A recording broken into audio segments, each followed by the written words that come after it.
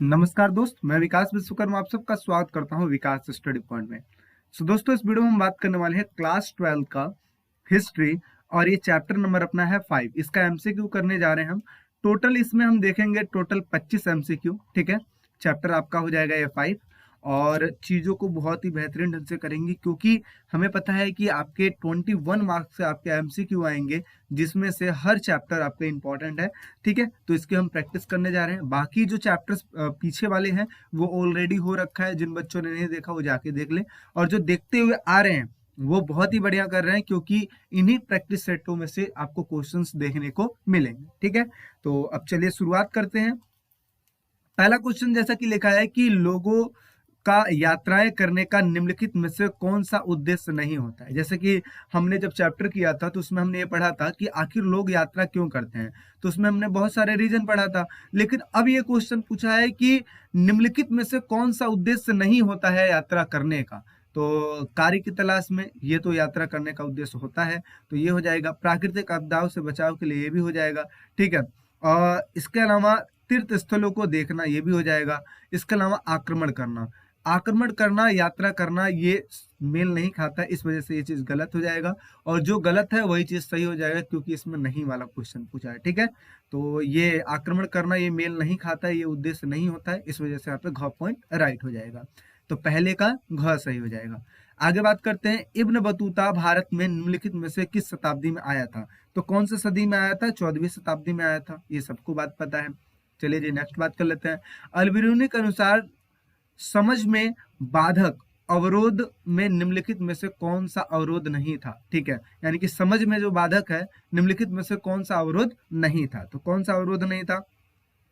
तो मैंने आपको बताया कि इस तरीके के जो क्वेश्चंस आते हैं जिसमें नहीं वाले क्वेश्चन होते हैं, इसमें मोस्ट प्रोबेबली देखा जाए तो घ ऑप्शन ही राइट होता है। इस वजह से आप लोग घ पॉइंट एक बार जरूर देखना। ठीक है, तो कौन सा अवरोध नहीं था? भाषा का अवरोध ये तो था ही। ठीक है, क्योंकि अल्बेनियों की दिक्कतें होती थी। धार्मिक अवस्था तथा प्रथा में विभिन्नता ये भी था। अभिमान ये भी था, यानी कि उसने बहुत सारे लोगों को देखा, बहुत सारे राजाओं को देखा अभिमान होते हुए।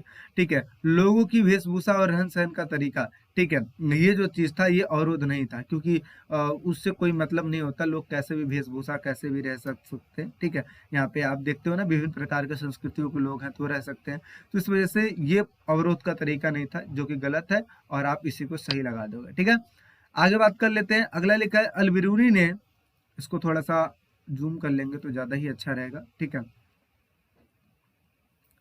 तो अब पढ़ते हैं क्या लिखा है। अल-बिरूनी ने भारतीय समाज को समझने के लिए निम्नलिखित में से कौन से ग्रंथों का उद्धृत नहीं किया है। कौन सी चीजों का उद्धृत नहीं किया, इस चीज हमें बताना है। ठीक है, तो वेद तथा भगवत गीता ये तो किया, पुराण भी किया है, पतंजलि की कृतियां भी किया है, लेकिन त्रिपिटक नहीं किया है। ठीक है, इस वजह से ये ऑप्शन राइट हो जाएगा।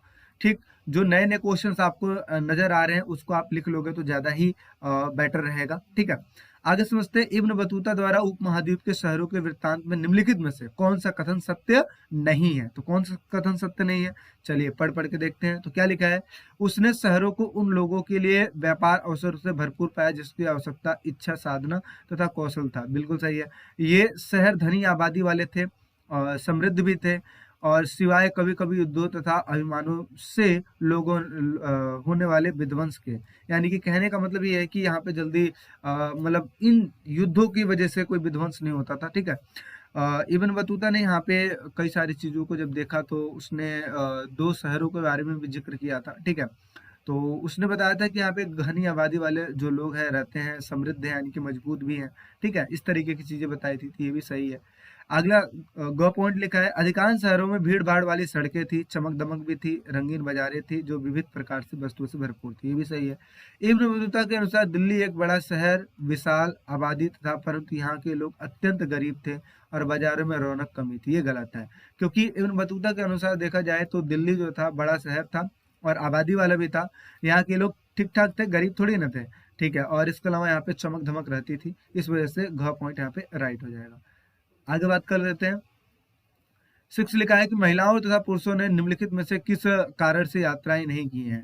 पहला लिखा है कि कार्य की तलाश में, दूसरा लिखा है प्राकृतिक आपदाओं से बचाव के लिए, तीसरा लिखा है तीर्थ यात्रियों के अनुसार, चौथा लिखा है डर की भावना से प्रेरित होकर। तो ये हो जाएगा घ पॉइंट यहाँ पे राइट हो जाएगा। ठीक है, आगे बात करते हैं सातवें की कि मुगल शासन में प्रशासनिक अधिकारियों के बारे में निम्नलिखित में से कौन सा कथन सही है। तो कौन सा कथन सही है देख लेते हैं। पहला लिखा है कि मुगल साम्राज्य में प्रशासनिक अधिकारी कभी कभी साम्राज्य के भीतर ही भ्रमण करते थे और अपनी टिप्पणी दर्ज करते थे। ये बात सही है। ठीक है, जैसे आपने वो जोधा अकबर में देखा होगा कि अकबर एक बार अपने नगर में घूम रहे थे, है ना, इस तरीके की चीजें। आगे क्या है कि इनमें से कुछ अपने ही देश की लोकप्रिय प्रथाओं तथा जनवार्ताओं और परंपराओं को समझना चाहते थे। बिल्कुल सही है। प्रशासनिक अधिकारी शिकार करने के लिए भ्रमण करते थे, ये गलत है। ठीक है, तो क और ख सही है, इस वजह से दोनों ही पॉइंट सही है, तो इसलिए घ पॉइंट राइट हो जाएगा, क्योंकि इसमें क और ख दोनों ही सही है। ठीक है, आगे समझते हैं।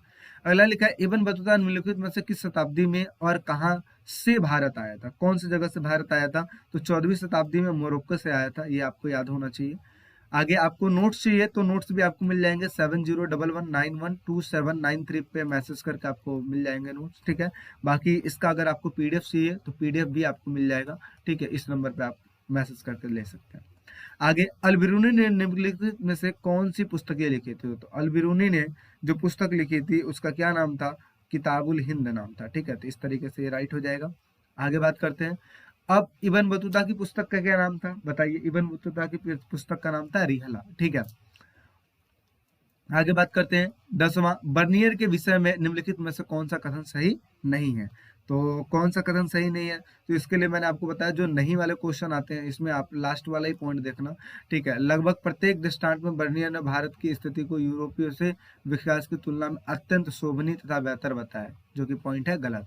बेहतर नहीं बताया बल्कि दयनीय बताया है। ठीक है, आगे बात करते हैं। 11वां, बर्नियर के कार्य फ्रांस में निम्नलिखित में से किस वर्ष में प्रकाशित हुए थे। ठीक है, कौन से समय में प्रकाशित किए गए थे। तो 1670 से लेकर 71 में प्रकाशित किए गए थे। आगे, जाति व्यवस्था के बारे में अलबिरूनी का निम्नलिखित में से कौन सा कथन सही नहीं है। तो इसका तो मैंने आपको बताया है कि जब ऐसे क्वेश्चन आए तो घ पॉइंट इसका देखिएगा। तो घ पॉइंट में क्या लिखा है कि उसके अनुसार जाति व्यवस्था में सन्निहित अपवित्रता के अवधारणा प्रकृति के नियमों के अनुकूल थी। ठीक है, यानी कि अपवित्रता जो है ये किस चीज के ऊपर डिपेंड करता था, प्रकृति के ऊपर, प्रकृति के नियमों के ऊपर डिपेंड करता था। ठीक है, तो ये पॉइंट है गलत, और जो गलत है वही चीज हमें सही करनी है, क्योंकि प्रकृति के ऊपर डिपेंड नहीं करता था। ठीक है, आगे समझते हैं।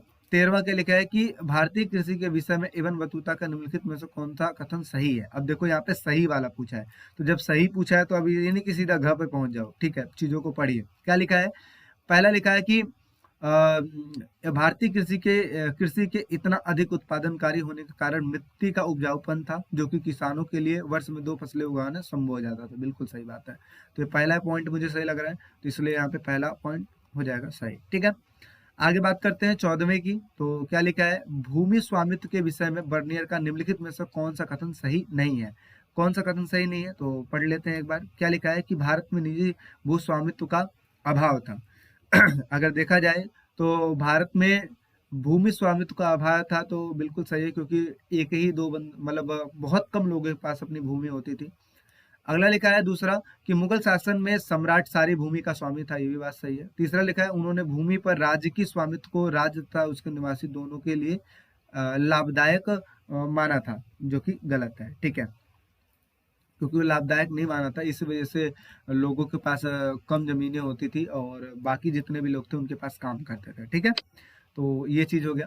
15वां अगर हम देखें तो क्या लिखा है, बर्नियर का मुगल शासन के बारे में निम्नलिखित में से कौन सा कथन सही नहीं है। तो कौन सा कथन सही नहीं है, इस चीज के बारे में हमें बताना है। तो क्या लिखा है कि मुगल शासन का राजा भिखारी तथा क्रूर था, बिल्कुल सही है। शहरों तथा नगर को विनिष्ट तथा खराब बताया था, दूषित बताया था, सही है।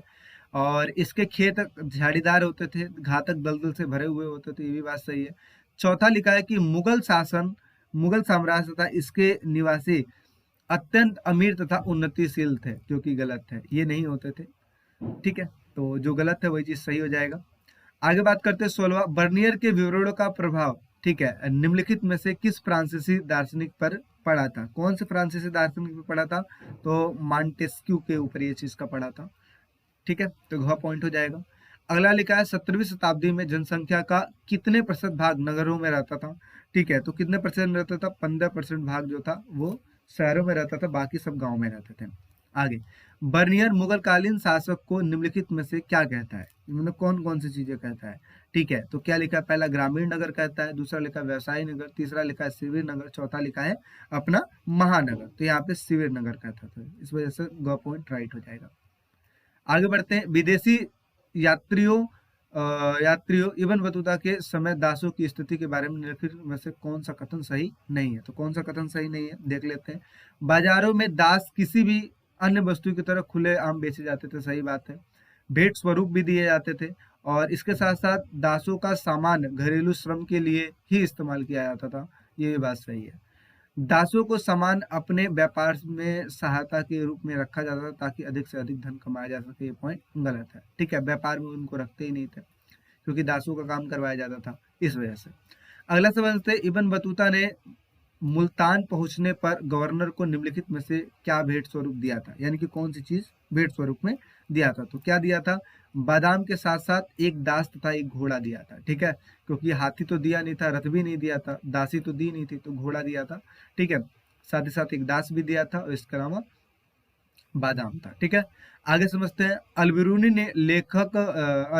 ने लेखन में निम्नलिखित में से किस भाषा का प्रयोग किया था। तो कौन सी भाषा का प्रयोग किया था, अरबी भाषा का प्रयोग किया था। ठीक है, आगे समझ लेते हैं कि 22वां क्वेश्चन लिखा है कि मध्य एशिया के रास्ते होकर इब्न बतूता किस वर्ष स्थल मार्ग से सिंध पहुंचा था। तो किस वर्ष पहुंचा था, ये पहुंचा था 1333 में।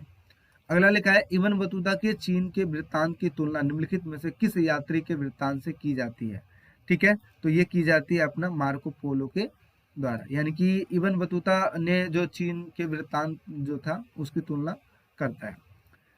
आगे समझते हैं, बर्नियर के ग्रंथ का निम्नलिखित में से क्या नाम था। तो बर्नियर का अगर ग्रंथ देखा जाए तो निम्नलिखित में से उसका नाम था, ठीक है, the travel in the Mughal empire. ठीक है, the travels in the Mughal empire, इस तरीके का करके नाम था। ठीक है, आगे बात कर लेते हैं, लास्ट क्वेश्चन है अपना और इसको देख लेते हैं। 25वां, भारत के मध्यम श्रेणी के लोगों के बारे में बर्नियर का क्या विचार है। तो क्या विचार है, पहले लिखा है कि भारतीय समाज को वह दरिद्र लोगों के समरूप जनसमूह से बना वर्णित करता है जो कि एक बहुत अमीर तथा शक्तिशाली शासक वर्ग जो कि अल्पसंख्यक होते थे के द्वारा अधीन बताया जाता था। दूसरा लिखा है कि गरीबों में सबसे गरीब तथा अमीरों में सबसे अमीर व्यक्ति के बीच नाम मात्र कोई भी सामाजिक समूह या वर्ग नहीं था। इसका मानना यह था या तो व्यक्ति अमीर है या तो गरीब है, बीच वाला जो वर्ग था वो वर्ग नहीं है। आगे, बर्नियर बहुत विश्वास से कहता था कि भारत में मध्य की स्थिति के लोग नहीं है। ठीक है, यानी कि तीनों ही पॉइंट सही है, तो इस वजह से यहाँ पे घ पॉइंट राइट हो जाएगा क्योंकि इसमें तीनों के बारे में बातें की गई है। बाकी इसका नीचे आंसर आपके लिए मैंने दे दिया है ताकि आपको दिक्कत ना हो, आप इस चीज़ को वो कर लीजिएगा गो थ्रू, और आपको पीडीएफ चाहिए तो आपको ऐसे मिल जाएगा। ठीक है, बाकी आपको वीडियो देखने के लिए बहुत बहुत धन्यवाद। बाकी और कौन कौन से इंपॉर्टेंट चीज़ चाहिए आपको एक बार कमेंट सेक्शन में जरूर कमेंट करें। मिलते हैं एक नेक्स्ट वीडियो में, टेक केयर, बाय।